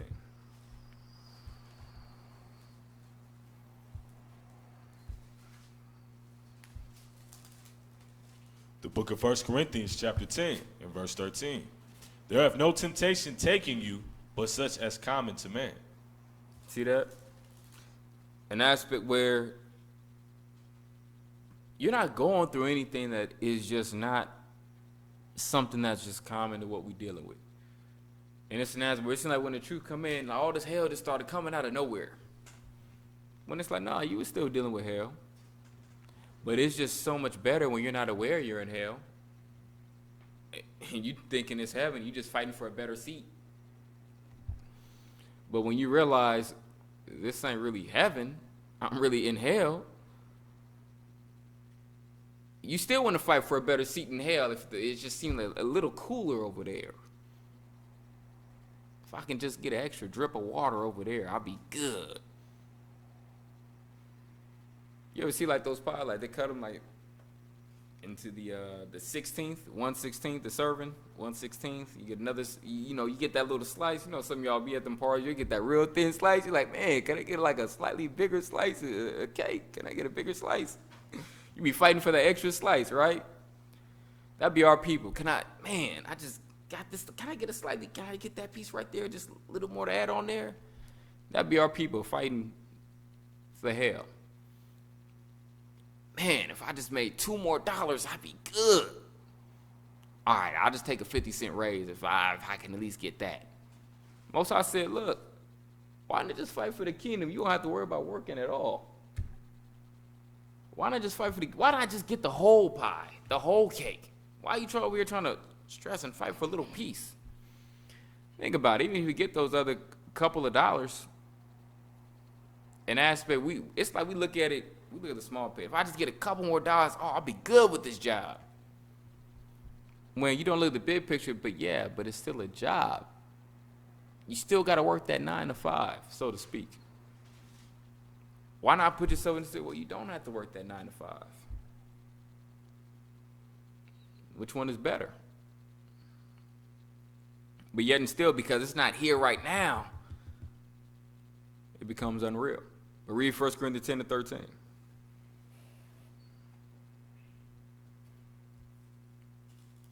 Read again from the top. 1 Corinthians chapter 10 and verse 13. There hath no temptation taken you, but such as is common to man. But God is faithful, who will not suffer you to be tempted above that ye are able. See that? The Most High knows what he doing with you. He said, like think about it. You got kids, your kid be crying and stuff like that. It be so hard. They be going through it. You be like, what you be crying about? What you crying for? It ain't that hard. You be all right. Go back in there. Go back in your room. Same thing. We go there crying to him outside. Please, Father, please. You like, it don't be that bad. You ain't got it that bad. You be all right. Like you said, he knows what he's doing with you. He's not going to put you more through than you can handle. But remember, he knows you. He knows what you can really handle. We all say to people all the time, we don't like being uncomfortable. How many times are you going to really put yourself in an uncomfortable position? That don't even really be in our nature like that. That only really be Esau. Esau would go somewhere, I ain't going to bring no supplies. I'm going to forage for food. I'm going to forage for a tent. Like, really? Why would I even go put myself in that situation? I can just go to the store, get what I need, put it in my house, and sit at home. That's how we think. Esau I'm get in this airplane, get up 20,000 feet in the air, I'm going to jump out. Why would you jump out of a perfectly good airplane? But in aspect, all that to say that in short, we're not going to put ourselves in uncomfortable situations. We're going to make ourselves as comfortable as possible. I did it I did it a while ago. And I told my wife, look, we're going a week, no power, no electricity, none. Don't even ask me. Take down all the light switches, in the house. We ain't got no power. That means no refrigerator. Oh, yeah. That also means no hot water, too, for a week. Deal with it. See how you go. Put yourself through some affliction. Hey, see what you're made of. Shoot, at least my background, military, Afghanistan. Imagine going weeks without bathing. Imagine aspects of months with no hot water. Imagine you in a third world country in third world conditions. So what are you going to do? I had to damn near walk a mile just to use a phone. We got phones right here. Man, I had to walk through the snow and all this other stuff just to make a phone call to my wife.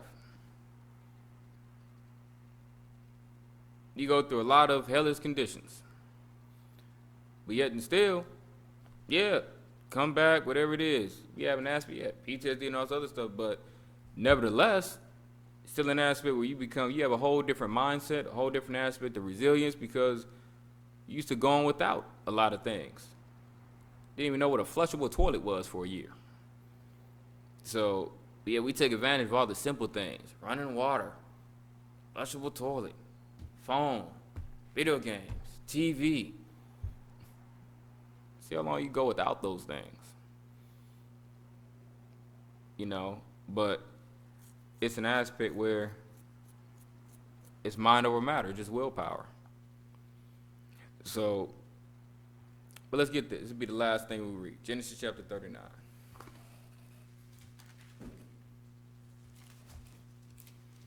Get this good example.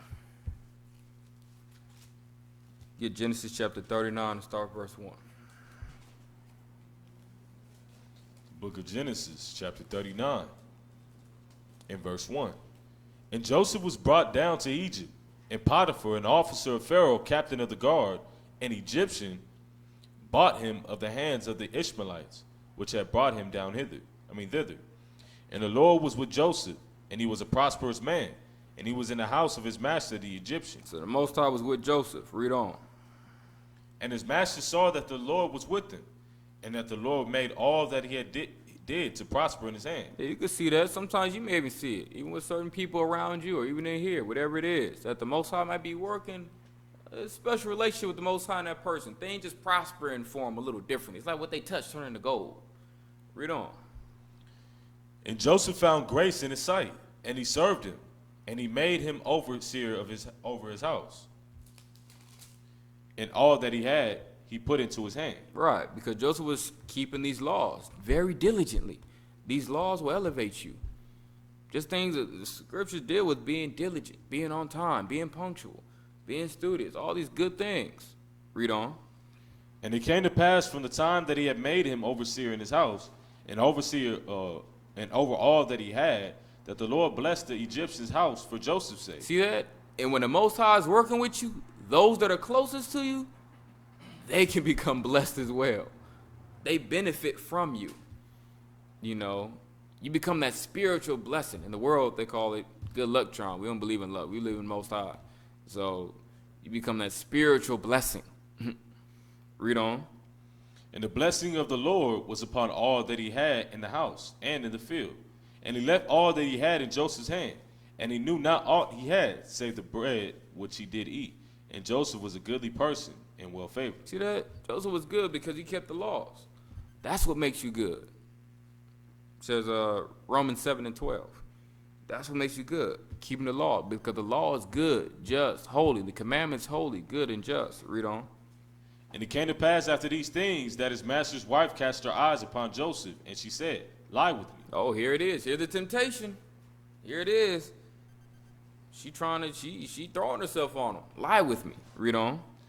But he refused. He did what? He refused. See that? He says, nah, I can't do that. Read on. And said unto his master's wife, Behold, my master wotteth not what is with me in the house, and he hath committed all that he hath to my hand. There is none greater in this house than I. Neither hath he kept back anything from me but thee, because thou art his wife. See that? He said, look, he's giving me all this into my hands. And he's not even here right now. He's trusted me with all this, and he's giving me pretty much everything but you. And that's because you his wife. But I'm in a good position. And that's always when Satan comes, when you're in a good position. When things be going straight, here come a wrench in the program.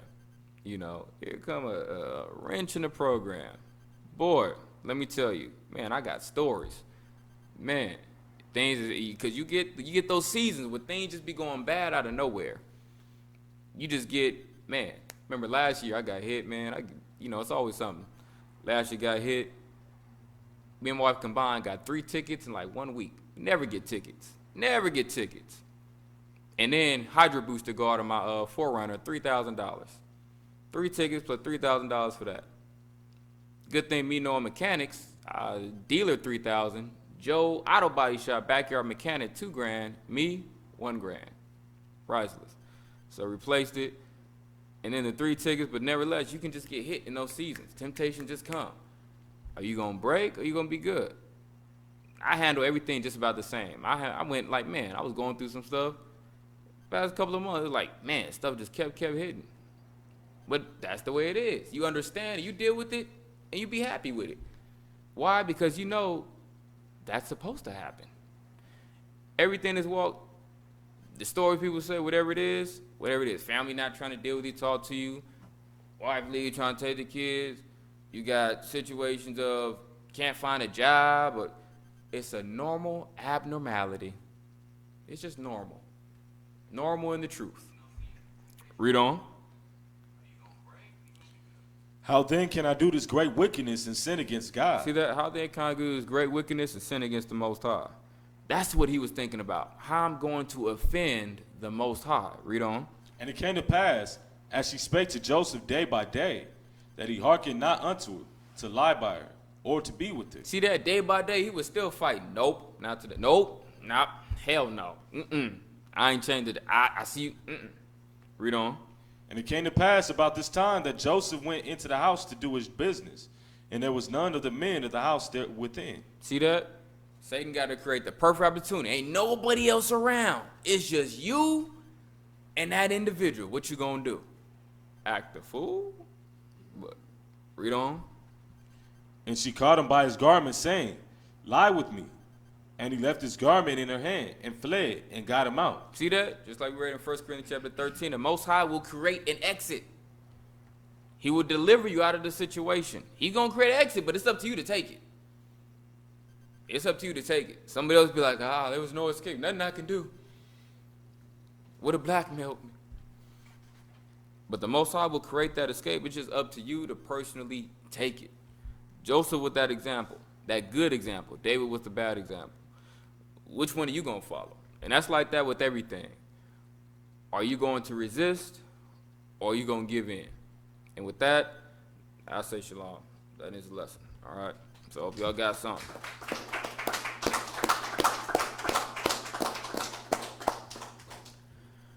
All right. So with that, close out. We'll send up the prayers to the Most High. All right?